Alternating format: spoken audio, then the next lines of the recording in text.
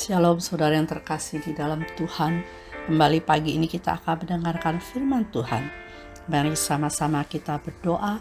Terima kasih Tuhan atas hari ini, hari yang baru bagi kami. Terima kasih atas penyertaan Engkau bagi kami Tuhan. Kiranya senantiasa hidup kami boleh selalu berkenan di hadapan Engkau. Jauhkan dari hal-hal yang tidak berkenan. Kuduskan hidup kami Tuhan, supaya kami boleh selalu setia kepadamu Tuhan. Terima kasih ya Tuhan. Kami serahkan semua hanya di dalam nama Engkau, nama Tuhan Yesus kami berdoa. Amin. Firman Tuhan pada pagi hari ini bertemakan tentang manusia duniawi atau rohani.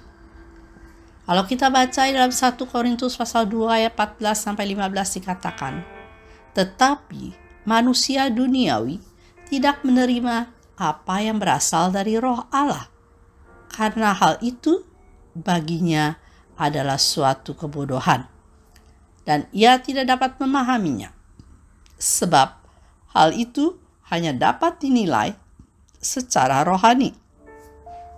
Tetapi manusia rohani menilai segala sesuatu, tetapi ia sendiri tidak dinilai oleh orang lain.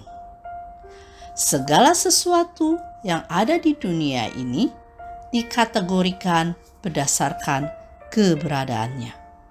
Contoh, suatu barang dikategorikan sebagai barang yang berharga mahal apabila barang tersebut terbuat dari bahan yang berkualitas, dibuat dengan tingkat kesulitan yang tinggi, dan memiliki manfaat yang besar atau bernilai guna.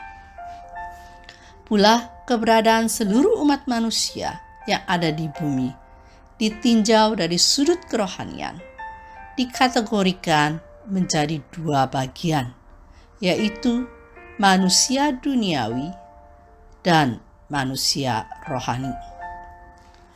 Manusia duniawi adalah orang yang belum mengalami kelahiran baru di dalam Kristus, yang hidupnya masih diperbudak oleh kedagingan dan hawa nafsunya, dan karena berada di bawah kuasa dari si jahat.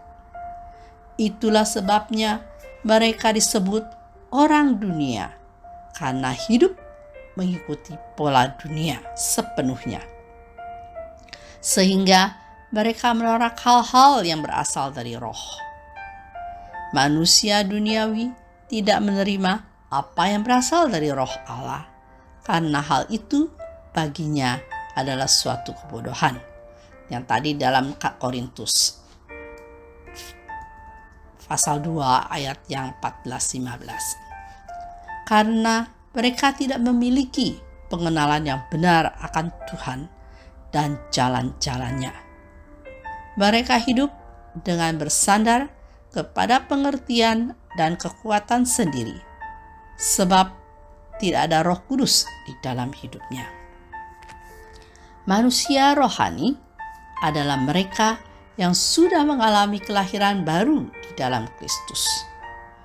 Ketika seseorang dengan iman menerima keselamatan yang disediakan melalui Kristus, saat itu ia mengalami kelahiran baru dan hidup sebagai manusia rohani. Di dalam Yehezkiel pasal 36 ayat 26 dan 27 dikatakan, kamu akan kuberikan hati yang baru dan roh yang baru di dalam batinmu. Rohku akan kuberikan diam di dalam batinmu. Sebagai manusia rohani, ia akan senantiasa berpikiran secara rohani dan memandang segala sesuatu dari sudut pandang rohani, karena mau tunduk kepada pimpinan Roh Kudus. Jadi langkah awal bagi setiap orang untuk dapat masuk ke dalam dimensi baru sebagai manusia rohani adalah percaya kepada Kristus sebagai Tuhan dan Juru Selamat hidupnya. Sebagai orang yang percaya, kita masuk kategori manusia rohani. Sudah seharusnya kita menunjukkan kualitas hidup yang rohaniah dan bukan duniawiyah. Saudara yang terkasih, mari kita yang setelah lahir baru di dalam Tuhan, marilah kita hidup secara manusia rohani, yaitu menunjukkan bahwa roh hidup di dalam kita, berbuah-buah roh, menjadi kesaksian sehingga nama Tuhan yang dimuliakan dan menjadi kesaksian dan bisa menjamah orang lain dan menjadi berkat bagi orang lain. Kiranya Tuhan Yesus memberkati. Mari sama-sama kita berdoa.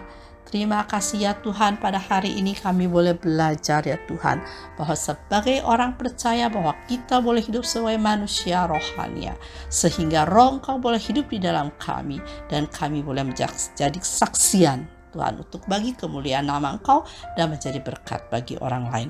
Pimpin setiap langkah dalam hidup kami untuk tetap selalu hidup secara rohani dan selalu mengikuti jalan-jalan-Mu. Terima kasih ya Tuhan.